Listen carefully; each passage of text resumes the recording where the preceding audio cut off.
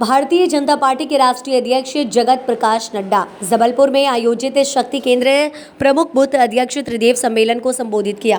राष्ट्रीय अध्यक्ष ने कार्यकर्ताओं से स्थानीय प्रत्याशी को विजय बनाने के साथ ही देश भर में भाजपा को बड़े अंतर से विजय बनाने का आह्वान किया है।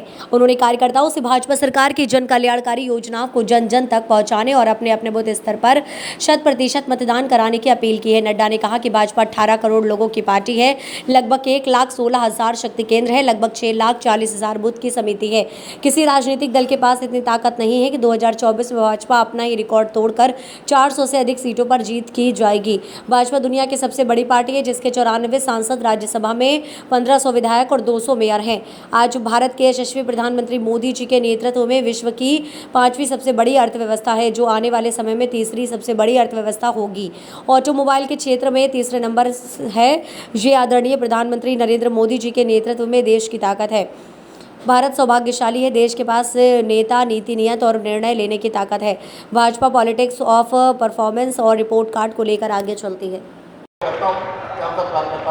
बूथ सम्मेलन में मंच पर विराजमान बहुत ही संवेदनशील और कर्मशील अध्यक्ष श्री विष्णु दत्त शर्मा जी, वीडी शर्मा जी, पदाधिकारी और कार्यकर्ता बंधु और मीडिया के मेरे साथी, प्रिंट मीडिया और इलेक्ट्रॉनिक मीडिया के मेरे साथी, आज मुझे मां नर्मदा के तट पर इस कार्यकर्ता बूथ सम्मेलन करता हूं और साथ ही रानी दुर्गावती जी का उनसे प्रेरणा लेकर के नमन करते हुए अपनी बात को प्रारंभ करता हूं। मुझसे पूर्व वक्ताओं ने आपसे बहुत सी बातें बड़ी गहराई से की है और उसमें मुझे जोड़ने की आवश्यकता नहीं है। वीडी शर्मा जी ने, हमारे अध्यक्ष जी ने आपको संगठन की बारीकियों के बारे में बताया। हमारे मोहन यादव जी ने आपको सरकार ने 3 महीने में क्या क्या किया इसके बारे में एक संक्षिप्त रिपोर्ट आपके सामने रखी है और मैं बूथ के कार्यकर्ताओं को मुझे वार्तालाप करने का सौभाग्य मिला है। मित्रों, मैं बैठा बैठा सोच रहा था कि यहां बैठे लोग, हमारे कार्यकर्ता, आप सब लोग बहुत भाग्यशाली हैं। ये जरूर है कि शायद आपको अपने ही भाग्य का पता न हो कि आप कितने भाग्यशाली हैं। और मैं सिर्फ आपको खुश करने के लिए नहीं बोल रहा हूं, मैं इसलिए बोल रहा हूं कि आप उस राजनीतिक दल के कार्यकर्ता हैं जिसको यह सौभाग्य मिल रहा है कि जब वो चुनाव के मैदान में उतर रहा है तो उसके पहले ही उसके चेहरे पर जीत का आत्मविश्वास साफ दिख रहा है। ये हमारे भाग्य की तस्वीर है। हमने दौर देखे, हमने वो समय भी देखा है जब हम चुनाव में नामांकन पत्र भरने जाते थे तो उसी समय से हमारे मन में प्रश्न खड़ा हो जाता था, जीतेंगे कि नहीं, सफलता मिलेगी कि नहीं, सफल होंगे कि नहीं। और आज जब आप चुनाव के मैदान में उतरे हैं तो आप सफलता की बात नहीं कर रहे हैं, आप वोटों का अंतर की बात कर रहे हैं कि कितने मार्जिन से जीत रहे हैं। बताइए, आप भाग्यशाली है कि नहीं है?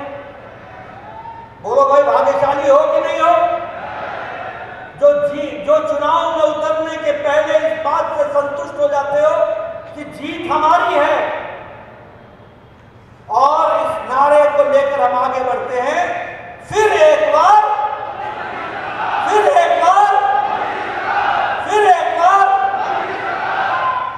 और आपको मैं एक बात और बताना चाहता हूं कि आप इसलिए भी भाग्यशाली हैं क्योंकि ये जो आपको सफलता का फल मिल रहा है, इसके पीछे 4-4 पीढ़ियां खप गई हैं। ये उनका तप है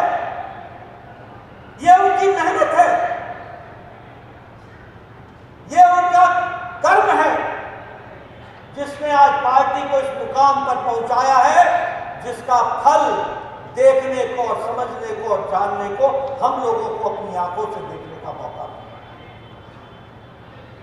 यहां बैठे हैं बहुत लोग मेरे बारे में जबलपुर का रिश्ता बता रहे थे। मैं आपको ये बताना चाहता हूं कि इसी जबलपुर में लोग लोकसभा का चुनाव अपनी जमानत बचा करके जनसंघ का दिया का दीप जलाने के लिए लगाया करते थे। ये भी हमने दिन देखा, हमने वो भी दिन देखा है जब लोग अपने घर की जमीनों को बेचकर सिर्फ चुनाव में जनसंघ का दीप जले इसके लिए भी काम किया था। और आज हम इस मुकाम पर पहुंचे हैं कि हम दुनिया की सबसे बड़ी पार्टी बनकर भारत में ऐसी राजनीतिक दल भी कम रह गए हैं जो अपनी जनसभा इतनी बड़ी कर ले, जिसकी संख्या इतनी बड़ी हो। ऐसी पार्टियां भी अब कम हो गई, सिकुड़ गई हैं। और हमारे पार्टी का कार्यकर्ता का सम्मेलन वो जनसभा से बड़ा हो जाता है। ये पार्टी की ताकत आज है।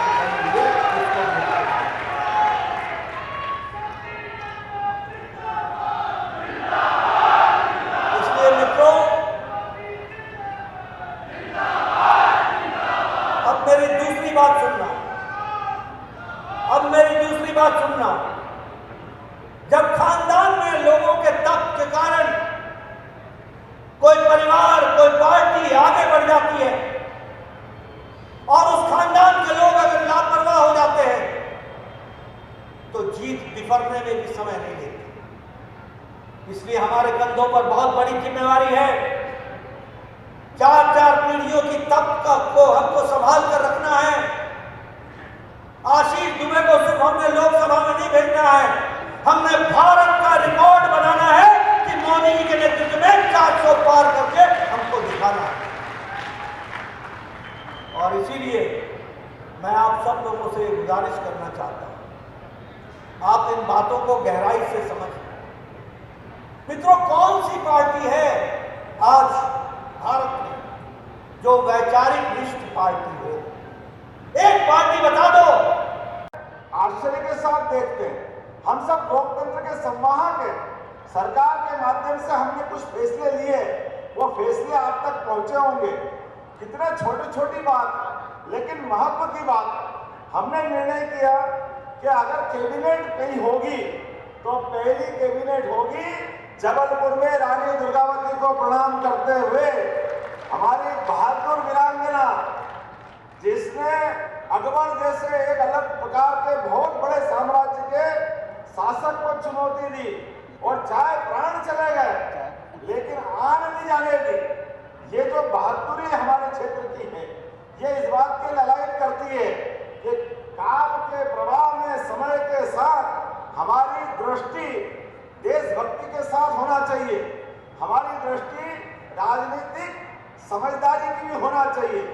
दुर्भाग्य के साथ कहना पड़ रहा है, राजनीतिक फलक पे वर्तमान का एक अलग समय चल रहा है। उस समय का विश्लेषण करोगे तो हमको हमारी जवाबदारी और बढ़ जाएगी।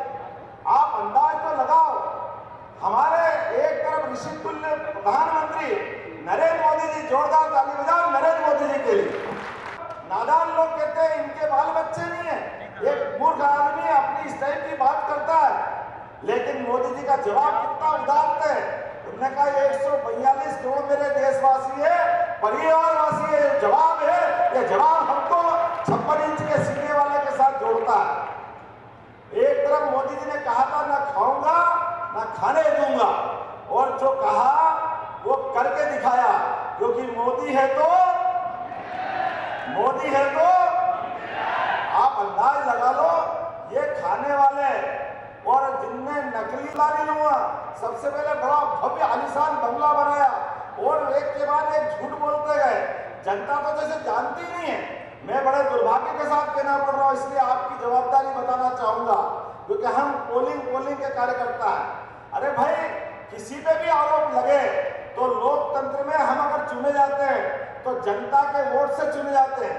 जनता हम पे भरोसा करती है, हम पे आस्था करती है और लोकतंत्र में हम चुनाव जीतते हैं। लेकिन अगर हम पे कोई उंगली उठ जाए किसी भी कारण से, तो इस देश का इतिहास है, लाल बहादुर शास्त्री रेल दुर्घटना हुई, उन्हें तुरंत इस्तीफा दे करके उत्कृष्ट उदाहरण दिया कि ये गलती का कुछ भी हो सकता था, लेकिन आडवाणी जी ने इस्तीफा दिया सभी पदों से, सांसद से भी इस्तीफा दिया। ये लोकतंत्र की गौरव परंपरा है। और उन्होंने कहा जब तक कोर्ट मुझे निर्दोष नहीं कर दे मैं कोई पद नहीं लूंगा। ये हमारा अपना लोकतंत्र का उदाहरण है। और उसके उल्टे एक मंत्री जेल गए, कोई फर्क नहीं पड़ा, इतनी मोटी चमड़ी के, भाजपा को गाली बकते रहिए, सबको गाली बकते रहिए। दूसरे मंत्री जेल गए, 21 मंत्री 21 नेता जेल चले गए, लेकिन कोई फर्क नहीं पड़ रहा। लेकिन हद तो तब कहोगे जब खुद का नाम भी आया, और खुद का नाम आया तो खुद ने जेल जाने के बाद भी अपने आप को मुख्यमंत्री से मुक्त नहीं किया। तो मित्रों, ये जान के चलो कि ये आजादी के बाद लोकतंत्र की सबसे बड़ी परीक्षा हमारी आपकी है कि ऐसा पदलोलुप व्यक्ति जो प्रत्येक मतदाता का अपमान कर रहा है वो जेल नहीं गए, ये प्रत्येक मतदाता का सम्मान जेल गया है। इस जेल के अंदर जाने वाले कलंक को जनता के सामने ले जाना पड़ेगा।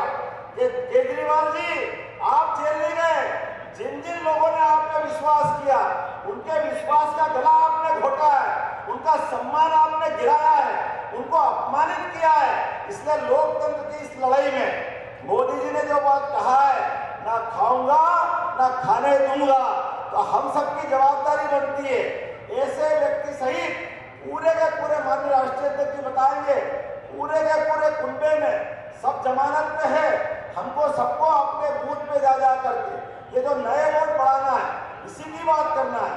क्योंकि पिछली बार माननीय मोदी जी ने एक नारा दिया था, माननीय नड्डा जी ने नारा दिया था कि एमपी के मन में जरा जोरदार विधानसभा की सीट जीती थी, और उस प्रचंड बहुमत के आधार पर जब सरकार बनी तो हमने सरकार के फैसले कैसे किए। हमारा पहला फैसला प्रत्येक जिले के अंदर युवाओं के लिए एक एक्सीलेंस कॉलेज खुलना चाहिए। हमने पहला निर्णय किया युवाओं के लिए।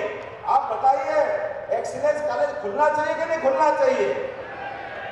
हमने दूसरा फैसला किया, जो अपराधी है, ज्यादा अपराध करता है, बड़े बड़े अपराध करता है, लेकिन बार बार जमानत से छूट जाता है, फिर अपराध करता है, उसकी जगह बाहर होना चाहिए कि जेल में होना चाहिए?